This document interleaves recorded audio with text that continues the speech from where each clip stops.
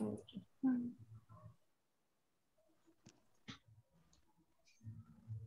right, since we have new folks over here, I know for most of you, we have seen this before, but the reason why we have this study group is to study Allan Kardec's books. The first one out of the 5 books from Allan Kardec, the first one that we are studying is the Spirits book. And we are following this book, which is available in Kardecpedia website. We started with the book number 3, The Mortal Laws, and then we'll go back to the beginning. So why we are following Kardecpedia, so everybody will be on the same page. There are different versions depending on the edition of that book. This is the agenda that we are handling this month in October. We just had, last week, we had the talk about reincarnation and moral laws with Livia and Luis. And by the end of the month, we will have Craig Hogan back talking to us about his own experience from the spiritual standpoint. And if you miss a meeting, if you miss one of those talks, that's okay. You can go ahead and look on the Science and Spirituality Connection. I always upload the video the same Saturday or the next day. You can watch that video over there. So for today, probably you will see, if you were here with us last Saturday, I brought this slide when Livia and Luis, they were talking about reincarnation.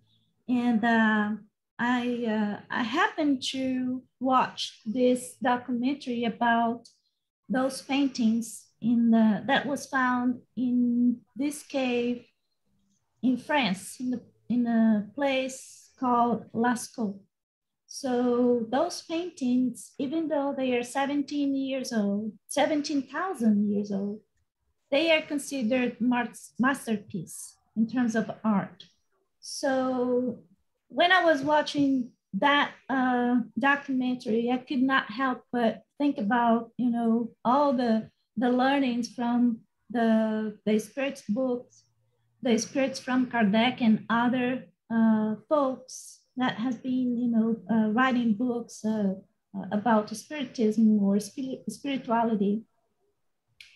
And in particular, I was thinking, how come somebody like, 17,000-year-old, that individual was supposed to be a very primitive humanoid type of individual, but still being able to paint something that even today, 17,000 years later, is considered a masterpiece. So by then I recalled this question that we are going to see this question pretty soon. It's the question number 688 on the Spirits book. And the question says, there are groups of humans today that are rapidly vanishing from the face of the earth. Will they eventually disappear? Remember, those are questions from Allan Kardec, and the answers comes from the Spirit. And the Spirit says, yes, but this will only happen because others will have taken their place, just as you will also one day be replaced by others. So that made me think about what we can see in this book from Edgar Armand. And I'm afraid you probably have not seen this book, because I was trying this morning, I was trying to find this book in English, a version of this book in English. I was not able to see if there is any translation into English. But in this book, in Portuguese, is Os Exilados da Capela, but in English it'd be the Capella Exiles. It is a very interesting one. So it talks about this civilization that was a long, long time ago was flourishing in a planet or a constellation called Capella. Is a star actually called Capella, which is located in this Auriga constellation.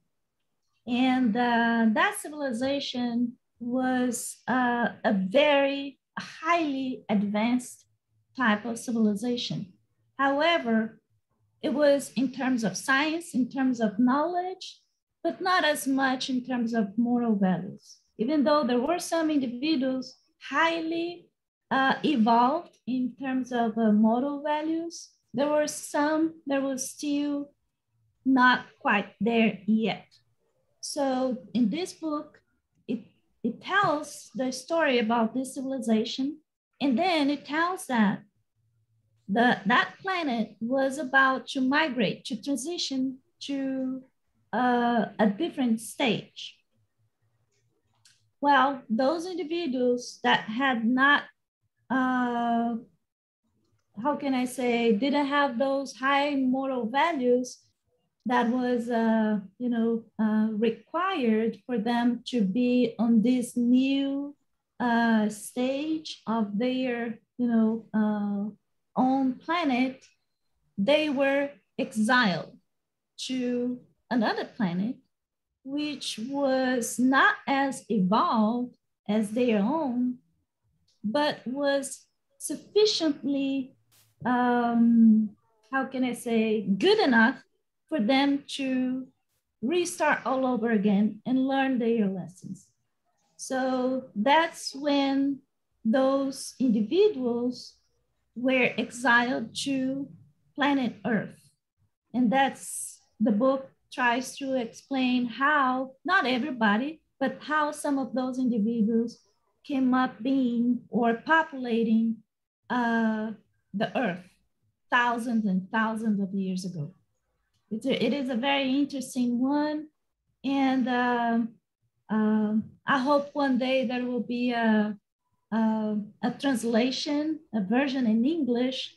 But anyway, when I was watching that documentary, I could not help but think about, those paintings in that cave.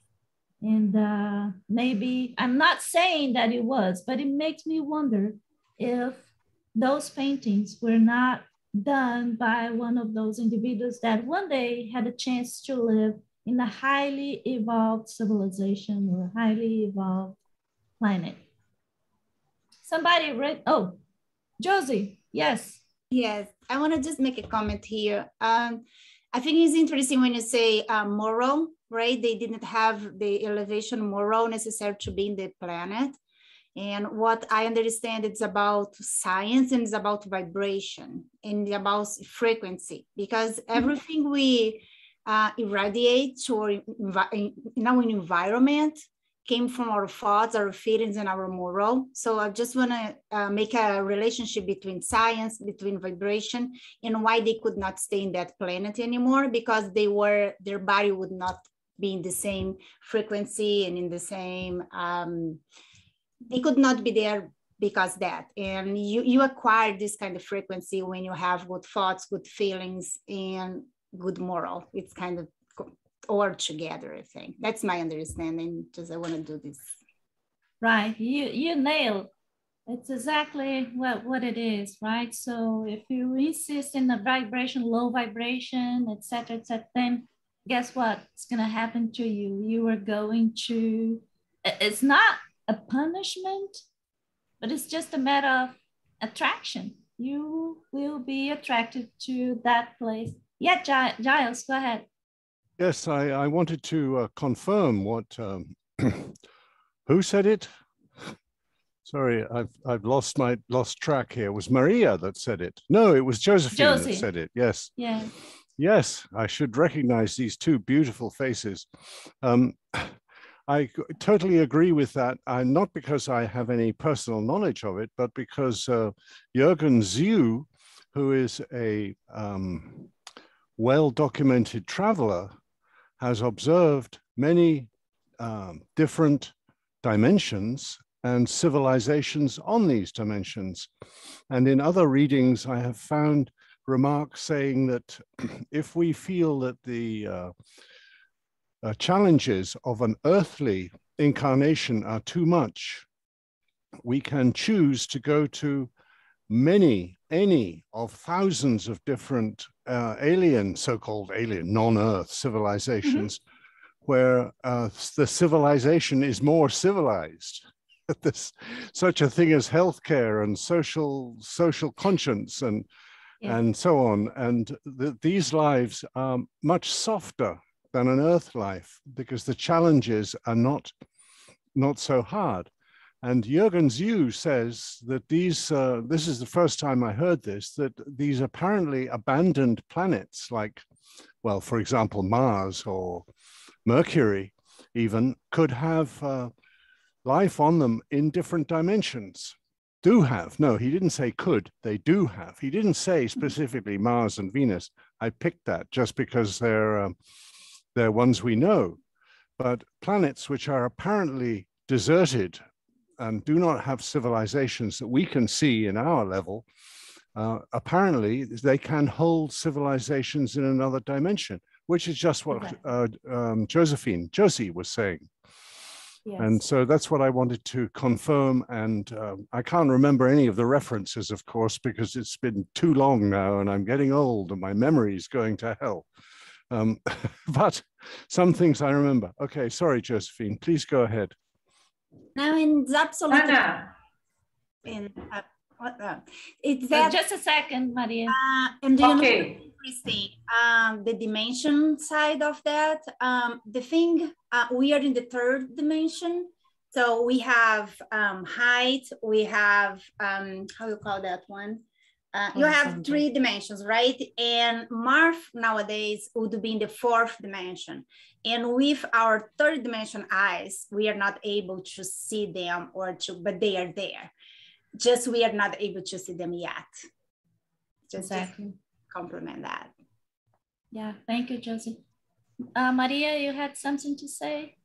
Yes, I want to excuse me because my English is not very good. But I think that's important to talk about this. When the people of Capella comes to Earth, the principal reason to change them for Terra is because Earth, because the planet of Capella couldn't offer to them the proofs and experience that they need to be good with the law of cause and effect. You understand what I said? Yeah, so she's saying, yeah, so Giles said, yeah, he's confirming. So she's saying that one of the main reasons why the folks from Capella were relocated from Capella to planet Earth, it was because of in planet Earth, they would found experience that was more adequate for their own evolution based on the law of cause and effect. Yes, here now in Earth, the people that have many troubles with this law of cause and effect will not find in the Earth the experience that they need. Then they will change the planet, because when Earth is in regeneration, the kind of life will be good and can't offer to them their proofs. All right? Exactly. Yes. Okay, yeah. Thank you. Thank you. Thank you for your contribution. I think what Maria is saying, the same process that happened in Capella 12,000 years ago, it's kind of Earth now, it's going to the same transition in the same time. And what Marie is saying is people who in Earth cannot be in vibration anymore, and they need the proofs because the cause and effect law, they are going to be exiled to another planet. That's what you want to say, right, Maria? I'm trying to make a very... That's right. So yeah, we are experiencing now times that's showing us, you know, it's now or never. We better learn our lessons if we want to continue. Otherwise, there will be a reset button somewhere. Anyway, just playing a little bit because I don't want to sound too you know, like that this would be, I don't want to sound like this is a punishment or like a, you know what I mean. It's not a bad thing. Mm-hmm.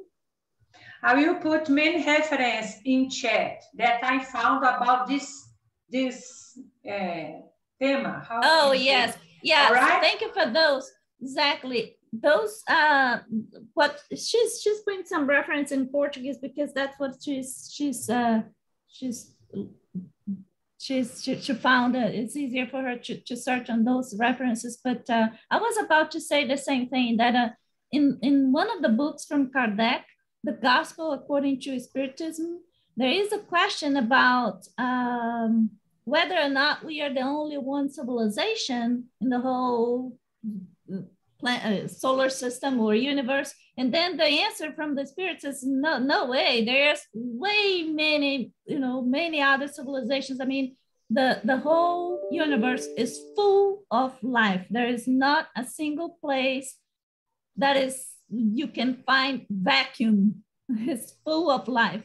So we just, like Giles said, we just are in different dimensions. We just cannot. One of the problems that we have today, or the scientists we have today, we are trying to find life based on carbon type of, carbon-based type of life.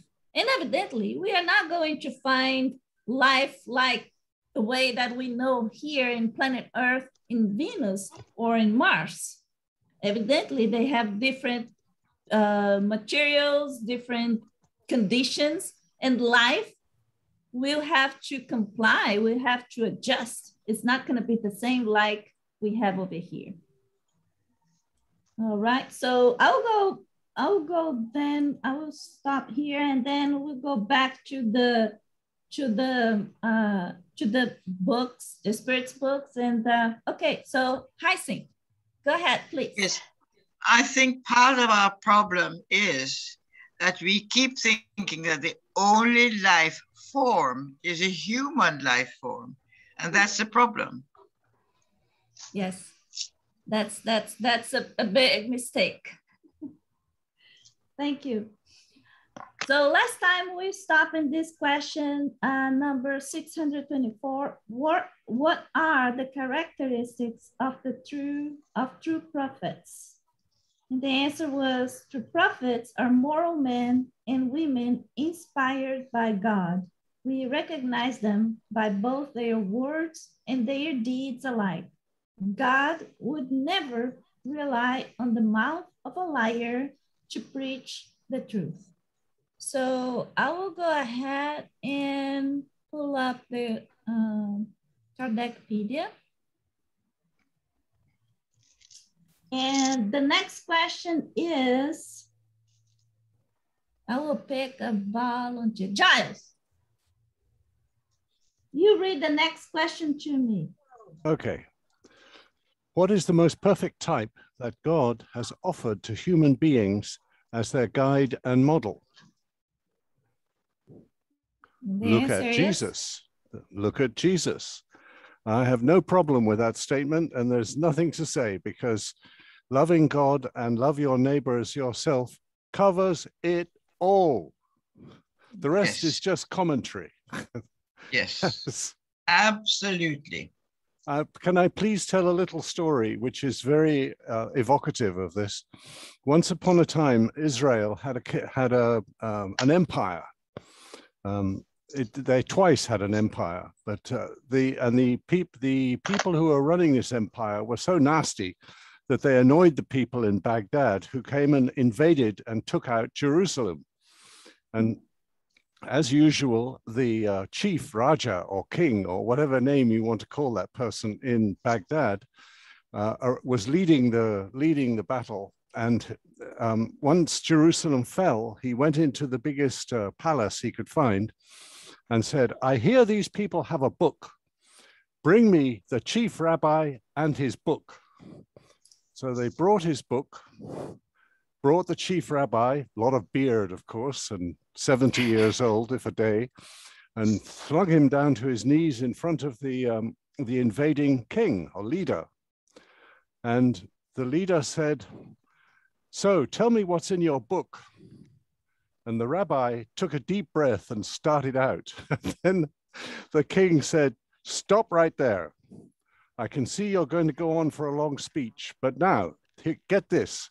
Draws his sword and says, "I'm going to stand on one foot. And when my foot comes down again, because I can't stand on one foot for very long, this sword is going to take your head off if you have not finished describing what's in the book." So the chief rabbi went white and red and pale and purple, took a deep breath, thinking fast. He was not a stupid man. He said, "This book has 2 instructions in it. Love God and love your neighbor as yourself. All the rest is commentary."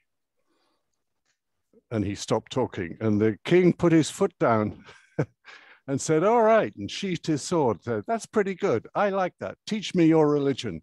And oh, by the way, stop all the rape and pillage and burning that's going on in the city," he said to his sisters. That's enough. And so that I thought was a lovely story. And Hyacinth's got her hand up. No, I can't put it down. Oh, you just hit the same button again, that's all. Okay, good. There you go. Yep. Thank you. Thank you, Sorry, Giles. that was a slightly longer story than I wanted. But No, very good one. Thank you for your contribution. This was some centuries before BC. This is not it's not a plagiarism of Christ. It's probably where he got it from. Mm-hmm. Mm-hmm. Yeah, we still have some comments on the audio. Please continue.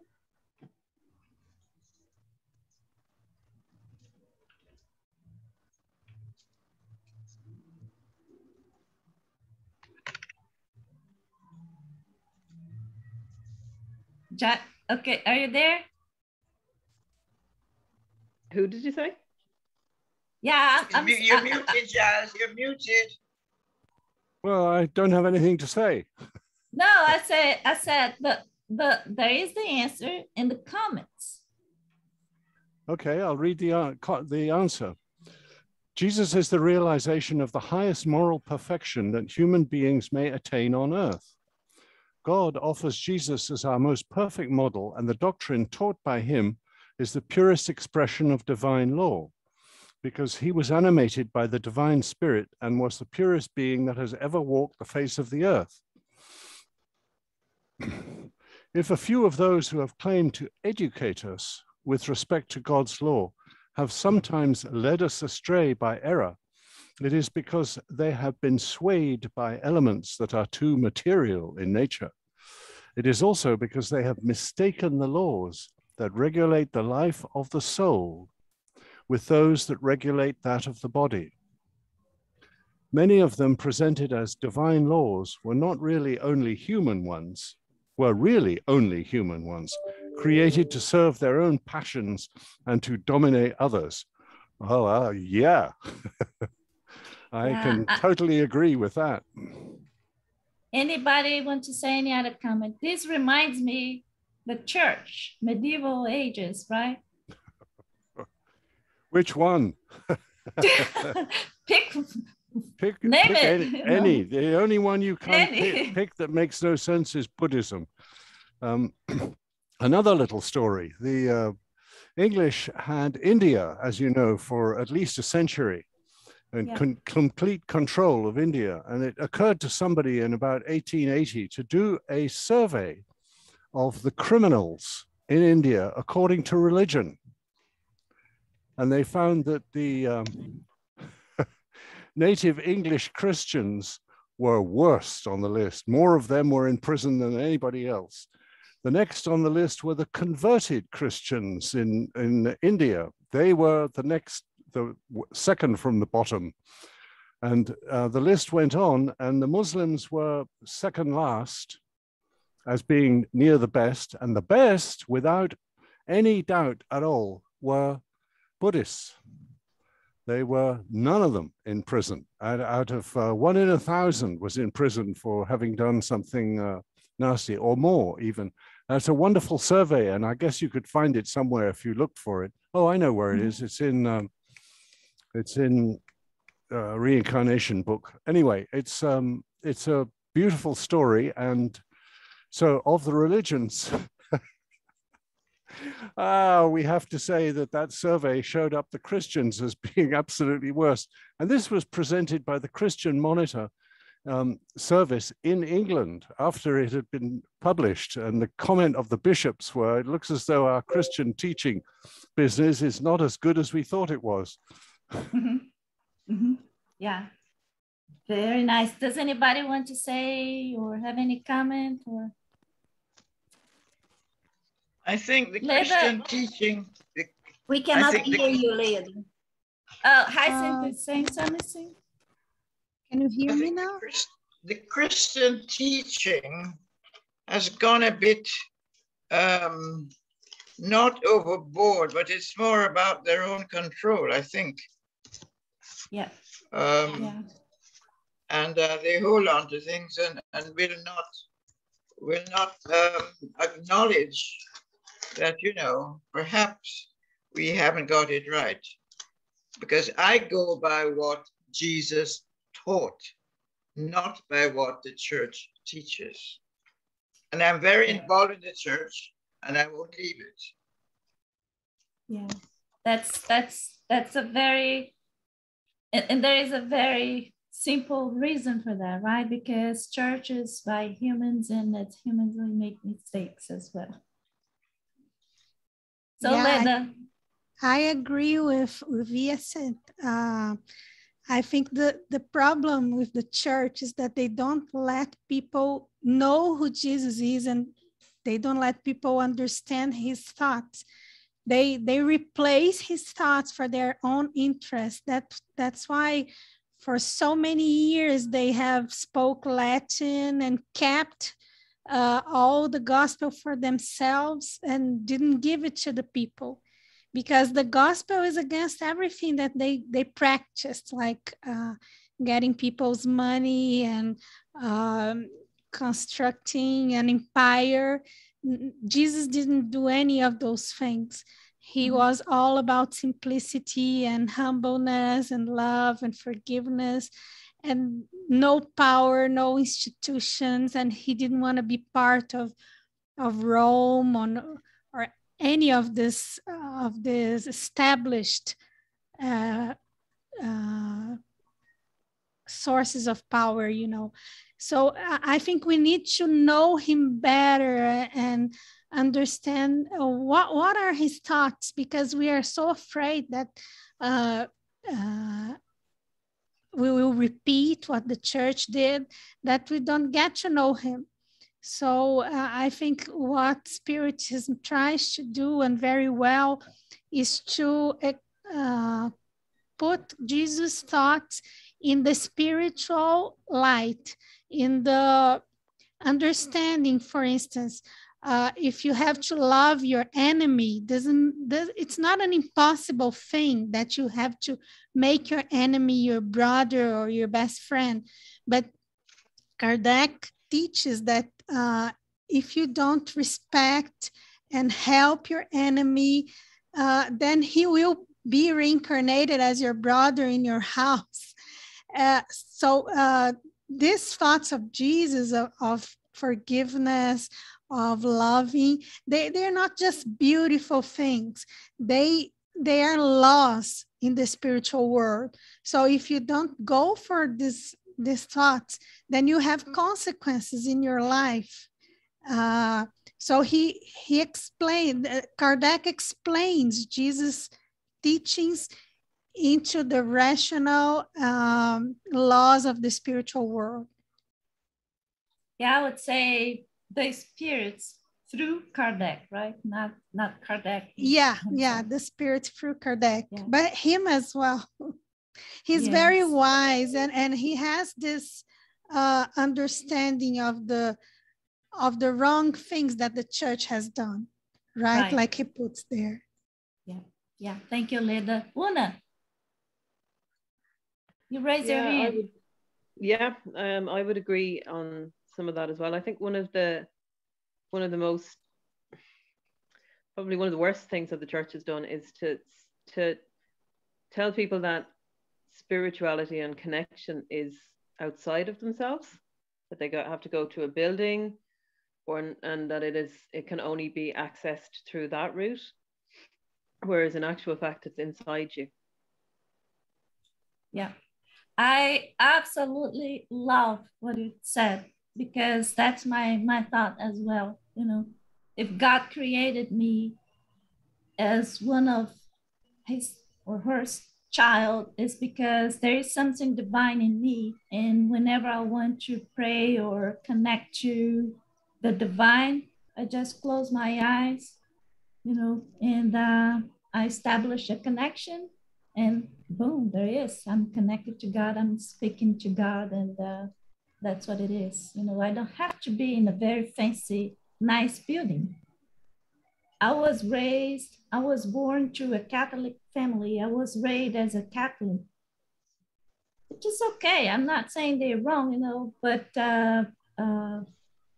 it's just that I was looking for more.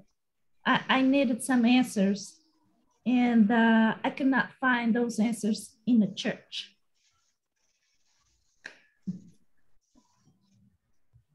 Okay, shall we go? Shall we continue?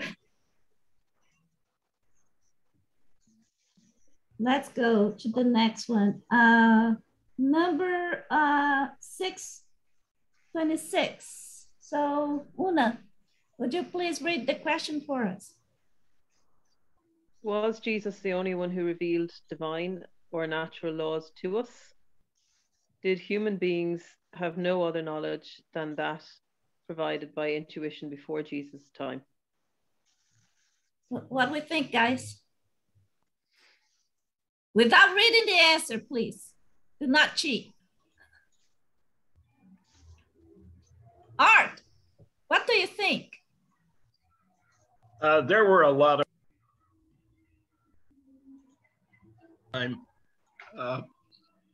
supposedly Zarathustra was the first one. I'm getting my information from the Book of Waspi. Mm-hmm. That's a good one. Stanley, what do you think?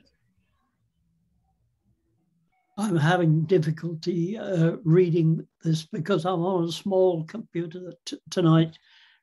It's too small for me to read.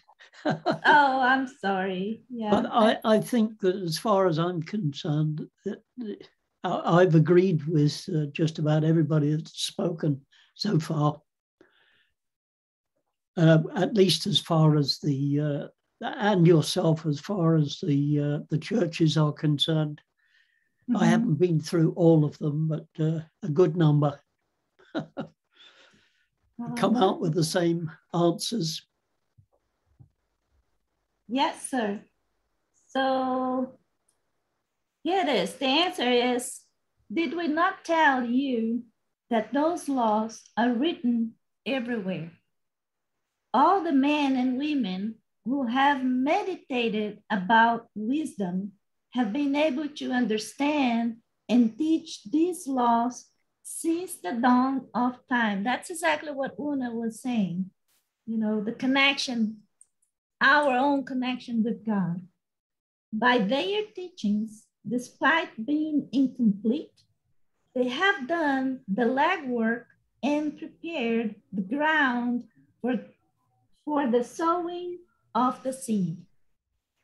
It has always been possible for humankind to know the divine laws by simply searching for them, since they are written in the book of nature. Look at that. I love those answers. Based on this reasoning, honest and respectable men and women throughout time have proclaimed the moral principles of divine law.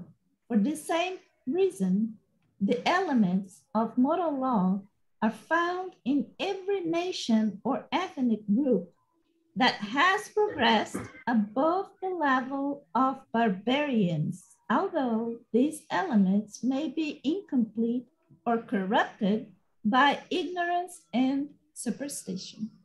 Guys, it's like, is there anything else to say? It's right on spot, right? So,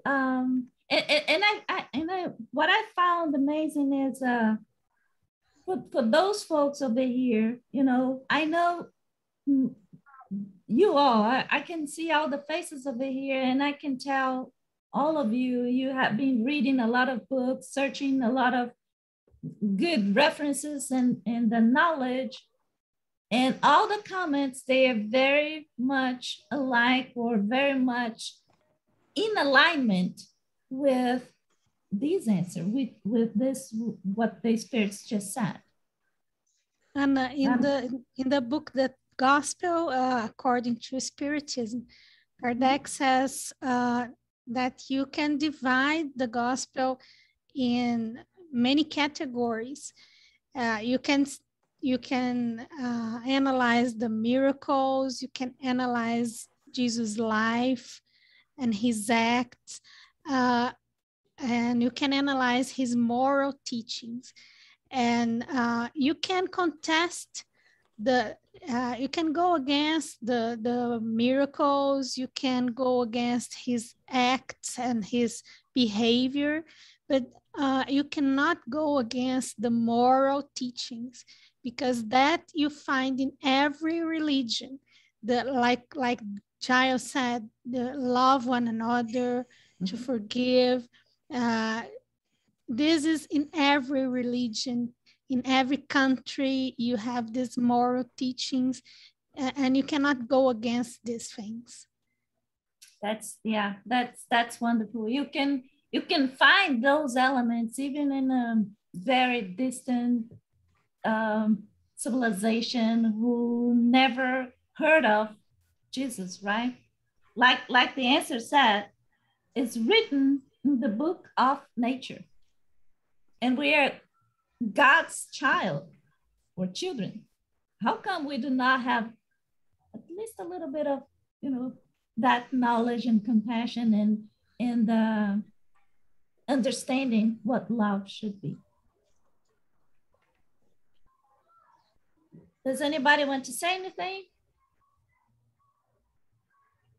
before we move? Okay. Shall we go?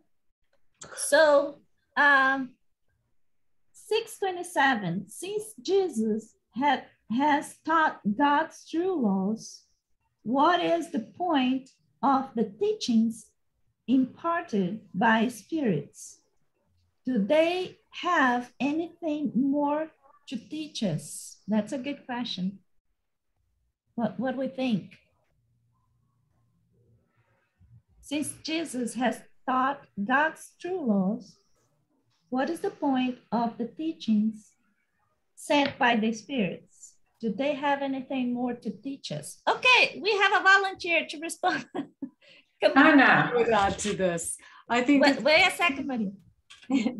I think it's extremely important to add to that, because there's so much misinformation and disinformation out there, that if all you do is rely on one source, it can be drowned out. It is crucially important, in my opinion, to add to it all the time. and every day so people go back to the truth. Excellent. Yes. Una. Yeah, I would agree with that. I mean, and what Spirit says doesn't contradict anything Jesus said, or at least I haven't heard Spirit saying anything that contradicts what Jesus said. It supports it and it clarifies it, because some of the teachings are hard to understand. They're hard to grasp, particularly when you're in human form and you're on this earth and you're trying to follow universal law and trying as well to cope with being human. So I think Spirit's help and maybe simplify the message a little bit, or make it a little bit more easy to relate to. Mm-hmm. Yeah, I totally agree with you. Hi, Sim. Yes, there are spirits and spirits, and I think that what they teach, what I personally can accept is, when they say something, they emphasize something or explain something, but not to something new, because this is my problem. And but I think it's more it's as was it Josephine who said, it was explaining things, keeping, oh, don't remember this, look at it this way. Sometimes make it simpler for us to understand. Mm-hmm. Mm-hmm. Yeah, I agree. Yeah, very good. I because as St. Stephen said, in truth, there is no dissension. Exactly. Yeah, excellent. I guess Maria had something to say, or Joseph? Yes, you can say, Joseph. Go ahead, I go after you. Okay. I think, Anna and our friends, that the truth is very, very big. And we are still far from perfection. We begin to understand the spiritual life now. And we can still say that we are spiritual children. As we grow spiritually, we will learn more. I agree. You brought up a very good point. You know, we have to be patient with ourselves. Like Hyacinth was saying, that sometimes we do not understand, and sometimes the spirits try to make it simpler for us to understand. But we have to remember this, that we need to be very patient with ourselves and recognize that, you know, we are here doing our baby steps, towards our evolution. And we need to accept that. It's not a bad thing. It's not wrong. It's just what it is. I mean, but it's still good if we are doing baby steps and we're moving forward. Hey, excellent. We are evolving, right? Josie? Yes, Maria points very close to what I was going to say. Okay. I was going to say, I feel the spirits, because we progressed so much in these last 2,000 years. A lot of things maybe Jesus Christ want to tell us at the time was impossible. And now, and when the spirits came only 200 years ago, they can bring much more knowledge. We can understand, we're able, our mind can understand much more. And the progress is going to keep going. And we are going to have new and new teachings and progressing, just not stop. Yeah, but exactly. What I think sometimes is, you know, Jesus came like 2,000 years ago, and here we are still trying to understand what he said 2,000 years ago. I mean, come on, guys, what's wrong with us? But times. but see, it's not a matter of science. It's not a matter of technology. This is telling us something. Even though we know much more than the folks living 2,000 years ago, but it's a matter of, okay, are we really open to those teachings.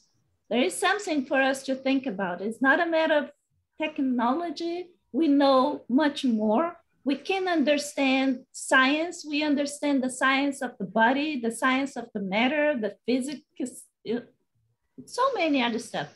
But it seems like in terms of the understanding on those teachings, we are still a little bit behind, looks like. Yes, Josie. So I know I always come back to the same point. And for me personally, yes, why it's so important these studies is our internal changing and our internal progress. And when I say that, I think I told several times, but be a better person, have better feelings, not feel so much angry. I'm a pretty angry person. My friend here knows that. And things I feel we need to change every day in our life to life, you know, not be perfect, but be a little better, be like a better person and inside, make this inside changing. That's to me. Excellent. Yeah, excellent point. It's the inner transformation, right? It's those small things day by day. When you open your door, do you smile to your neighbor? Do you say, hello, good morning? But do you really mean it? So that's those little bitty small stuff, you know, that makes a difference. It's like what I was saying last week, Anna, you know, the book I was talking about last week, about one soul who spent 800 years trying to get past envy, and he still hadn't. I mean, so if we live reincarnations over and over again, right, and say you find it difficult, you find anger difficult, and then you have a lifetime where things go wrong or whatever like that, and you go back to spirit angry, I think you bring some of that back. So you maybe spend 300-400 years doing the same thing, you know, so 2,000 years have passed since Jesus, but you've spent 400 years going around the same hamster wheel. Exactly. You nailed. That's exactly what this in this book, Capella Exiles, that's exactly what happened to them.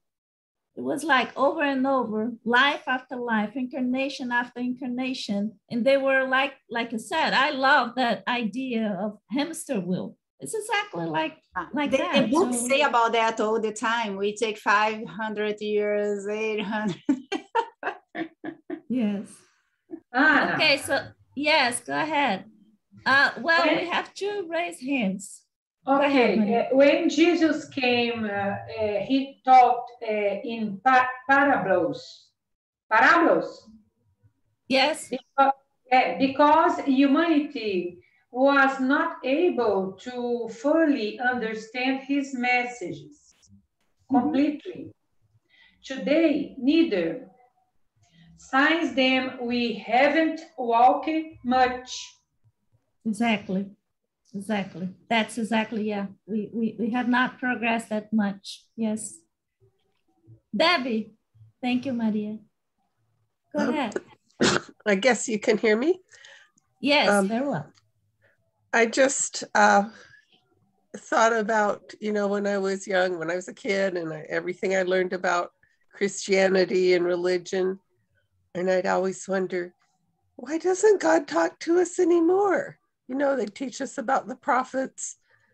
And anyway, this is answering that. He does talk to us still. And he still has prophets.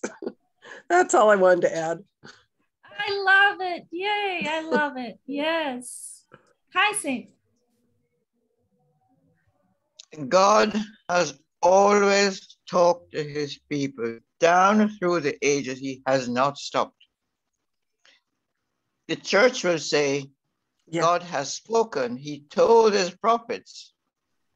And that's it. He has nothing new to say. I said to one of my bishops, how can you speak for God? How do you know what God will say and what God will not say? There you have it. They keep saying no. We have the teaching. We are telling you what it is. That's it. Yes. So. Yeah. Yes, agree. Art. Shame. Bless you, Maria.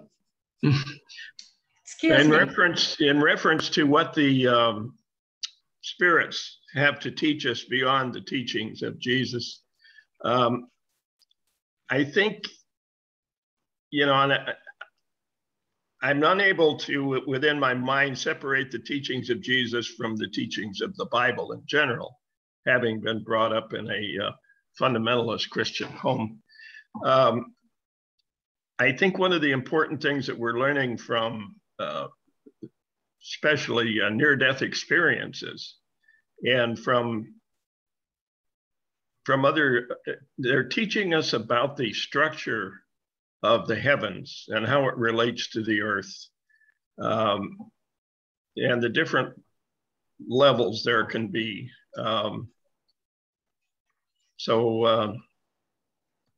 Yeah, that's my point, is that yes, we do learn a lot more from spirits than we can learn from the Bible. One thing that I would like to add to that is we need to remember, even though the Bible is not supposed to be a historic kind of book, but it has been manipulated by men sometimes, right? So, but today with those books that has been, you know, sent by the spirits, it seems like, at least to me, that's my personal experience, I can go back to the Bible and understand a little bit better what is written in there. And I can see when sometimes I cannot really understand. And then if I dig a little bit more, oh yeah, this part is missing because back in I don't know, 1100 years ago, you know, somebody made a modification.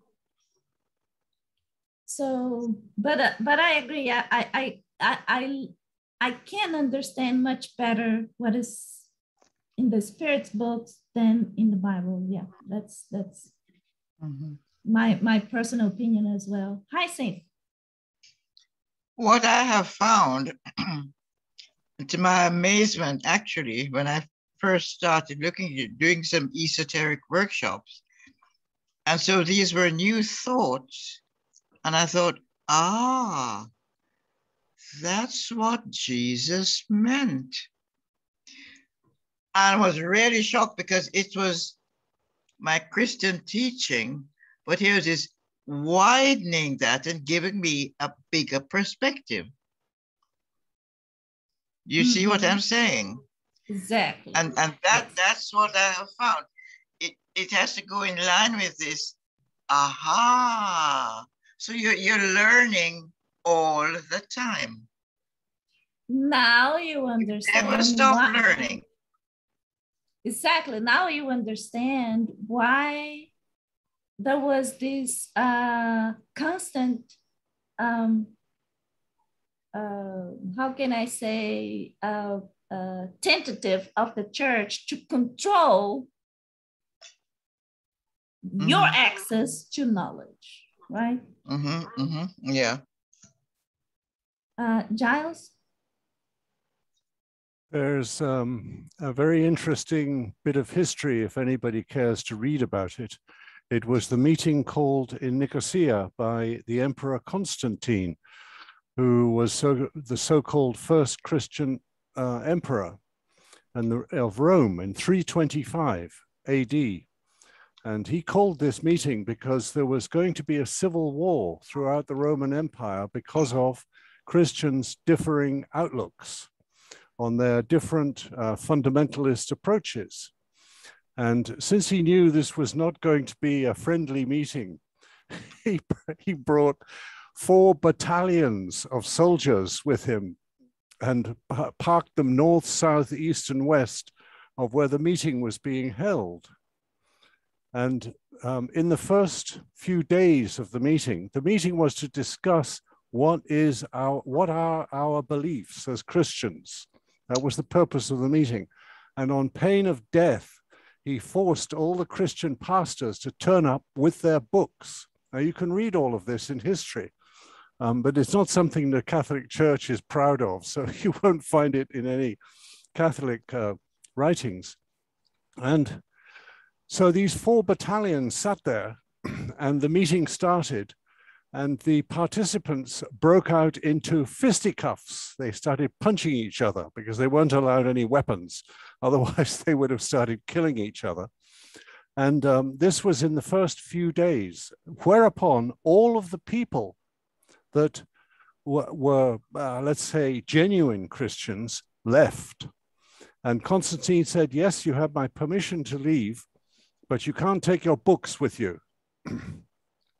So they had to leave all their books behind. And he said, right, now we get down to terms. You lot are going to create a single version of what you all believe. And nobody's leaving here until that's done. So this went on for quite some time. And he didn't have to call the battalions in to quell the crowd, but he did remind them from time to time that there was some heavy, serious force waiting in case they failed to come to an agreement. So they then came to an agreement on what the Gospels were. And I think there were 5 or perhaps 6 Gospels that they finally agreed on. And no, Hyacinth is saying no. Anyway, no, I'm not saying no. Go ahead. Go ahead. So, go on. So in the end, they got the Gospels agreed on, and they could only manage 4 or 5, or there may have been 6, I don't know. And that was then the law, L-A-W, not L-O-R-E. And he said, right, you're going to write copies of this before you leave here. You're all going to take a copy with you, and you're going to burn all the other books. And so it was. So it happened, apparently. So that's where the real mess was formalized, if you like, because it took 4 battalions and the threat of death to get them to sit still and talk about their various beliefs at the time, these church prelates. So, well, that's you can read the history for yourself if you look in the right books. The meeting at Nicosia in 325, and don't read the church's version of it. Read the real version of it, as recorded by the various aristocrats who kept diaries. Well, that's it for the moment. All the mistakes we made, just because we are human beings. Go ahead, Hyacinth. Yes, well, from that meeting in Nicosia, we get the Nicene Creed. This is what they all agreed on, what they should say. There are very many more books written. And it was then that they decided on the Gospels as we have them now, the 4 Gospels. But there are very many more. And so it's a very interesting history, actually. And for example, what led to the breakup between the Orthodox and the Catholics, the Romans, you know, because it's a very interesting history. And just another point, since I'm living in Vienna, an hour's drive away from here, we come to where all of this that Constantine agreed that yes, Christianity could now be our religion. It was signed in Vienna, just outside Vienna. So yeah, that's the very history nice. of the church is very interesting, actually. I won't give up on it, absolutely not. Yeah, thank you, Lal. All right, so any other? I have to say, it's very impressive, Hyacinth, that you are attempting to correct the bishops in their outlook. I tell you, I'm crazy. I'm a crazy very honorable outlook, I think, and I think the same thing applies to the fat, white, racist politicians that we have scattered about the planet. That the only thing that's going to work is death and reincarnation and younger people coming through. Be careful, Hitler thought the same thing. Well, it has many similarities. Giles, It's remaining in power and controlling the money. Exactly. Yes, Giles, I must just tell you, this is for Giles, please, that I once said to the bishop, I would like to have a one-on-one with Benedict. That was the former pope. He said, no, we have to protect Benedict.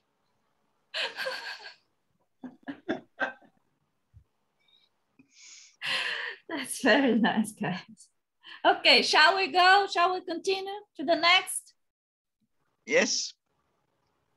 Okay, so next is, why has the truth not been accessible to all in the past? Anna. Go ahead, Maria. We read the answer of the question that talk about? Yes. Yes, okay.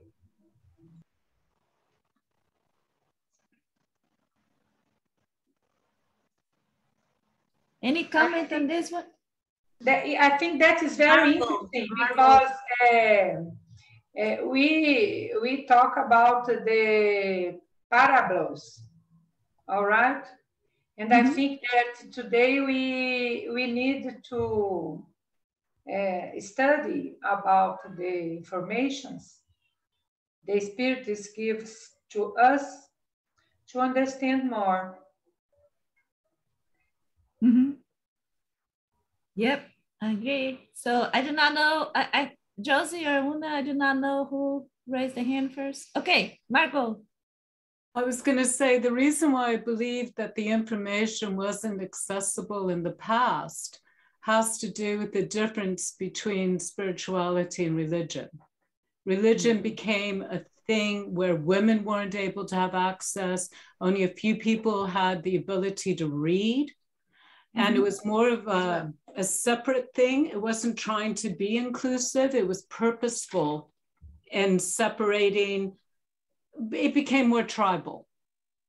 And when I believe it was Giles who mentioned the fat white politicians, I think we still have a problem today when it's not inclusive and how it becomes a very separate type of thing. And I think it's very difficult to get the information, but it's easier today than it's ever been, even with all the confusion out there. But I think, you know, hundreds of years ago, if you were a woman in a small community, you could only learn what people wanted you to learn.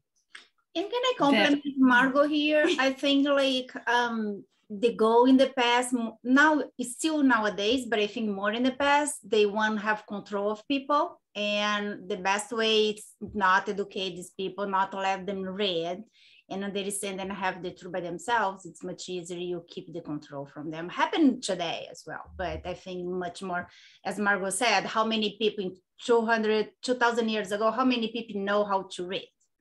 Who could read and transmit the message? So and they transmit the way they want, right? Yeah, but also even having access to any kind of spiritual guide. Women were not allowed into these places. And when Hyacinth was mentioning the different gospels that were actually left out of the New Testament, one of which was the Gospel of Mary Magdalene. And it was to separate women from that. And she became like a prostitute, but it's not biblical that she was. It was when they don't want women to have power and they say, look, she had some power, that's bad. Absolutely. That's a bad example, right? Yes, that's very good comments, ladies. Thank you. Una, you are the next. Yeah, I would agree with what the lady said there. And flippantly, I would say, because like, how is the truth not accessible? Because they burnt the books, as Giles was saying, and Hyacinth was saying, there are loads of books and gospels left out of the New Testament, testimonies and things like that. And then if you think about the different sects, like say the Cathars in the early centuries, the Cathars had a different idea of Christianity and a different idea of Catholicism. And their beliefs, I believe, were closer to that you access the divine through yourself. and they practiced a different form of Christianity or a different form of spirituality, they were crushed. They were absolutely destroyed. Exactly. Yeah. Again, whoever had the power to control the others, right? You cannot just go against to it. Art. One of the problems we really have is determining what the truth is. You know, 100 different priests give you 100 different religions. So all we can do, in my estimation, is we study this stuff, we reason, you know, there's all kinds of stuff now available to us through the internet. A lot of spiritualism kinds of writings, and there's just a whole bunch of stuff that we could go through. And the best I think we can do is to study. We look around, we have a belief, we pursue it. Whoops, that didn't work out so good. So we come back and we start another one. The best we can do is keep on studying, keep on thinking, keep on reasoning. That's a very good comment you made, because, you know, as human beings, yes, we are so susceptible for, you know, to mistakes and over and over and over again. But at the end of the day,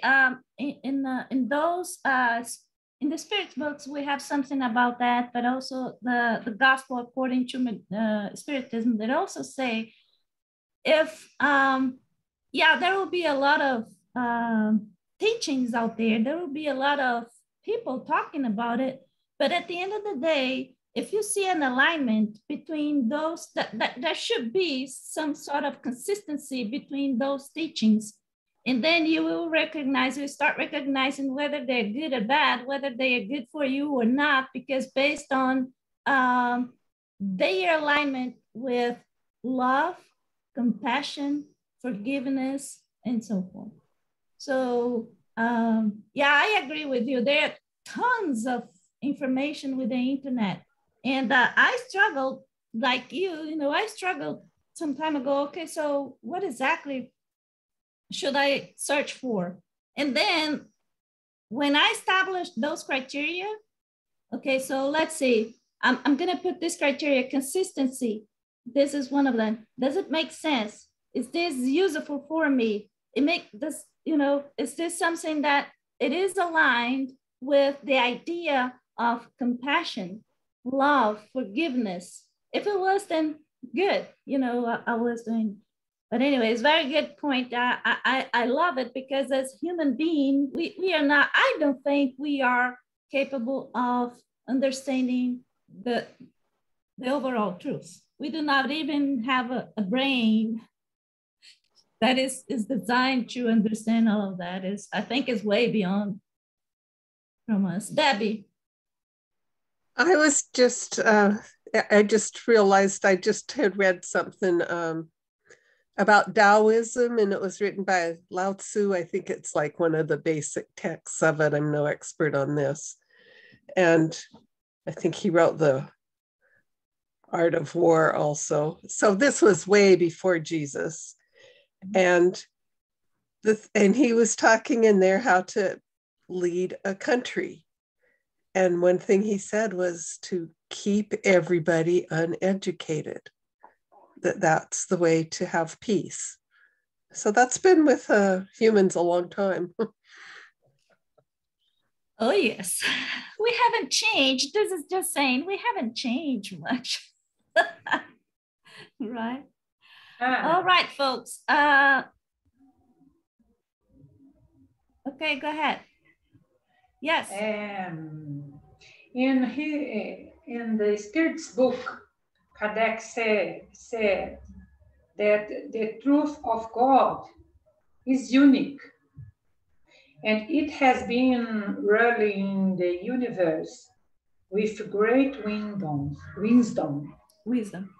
We are the ones of interpreted it according to our lack and maturity, and defend it with pride, even fighting for others to accept it.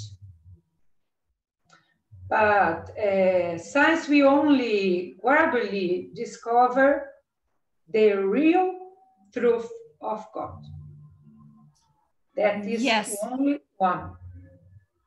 Yes, yes, absolutely. But every once in a while, like you said, we are interpreting that using our very limited skills or limited understanding. That's when we make mistakes, right? So that's very good. Okay, does anyone, I'll pick a volunteer. Giles, can you please read the answer for this one? And then we can finish for today. Why has the truth not been accessible to all in the past? The answer is, each thing must come in its own time. Truth is like light. You must adjust to it gradually, otherwise it dazzles us. To date, God has never allowed such comprehensive communications to be transmitted to the human race. Of course, in ancient times, there were individuals who were in possession of knowledge that they considered sacred and kept as a mystery from those whom they considered profane. You must understand that from what you know of the laws that govern these phenomena, only a few fragmentary truths were received, mixed together with generally illustrative and often vague lessons. Regardless, humankind should study every old philosophy, tradition, or religion, because they all contain the seeds of great truths. Although they may seem to contradict each other, as they are misrepresented by worthless embellishments, today they are much easier to comprehend, thanks to the key that Spiritism has provided. Spiritism gives you a host of facts that until now seem to conflict with reason, but of which the reality is now unquestionably confirmed. You should continue to study every system because they bring a wealth of lessons and knowledge that may greatly contribute to your education. Well, that's a very complete statement. And I think it rings down the ages as being true all the way. Mind you, you better keep quiet about what you're learning. Yeah. I think it's so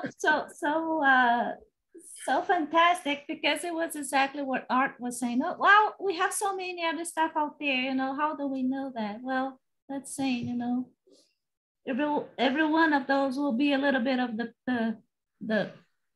a little piece of the truth. I think it's worth reminding everybody that somewhere I read, I can't find the reference because I almost never can, that there are at any given time at least 32 fully realized masters alive and well on the planet, and of which only 2 or 3 are making themselves known.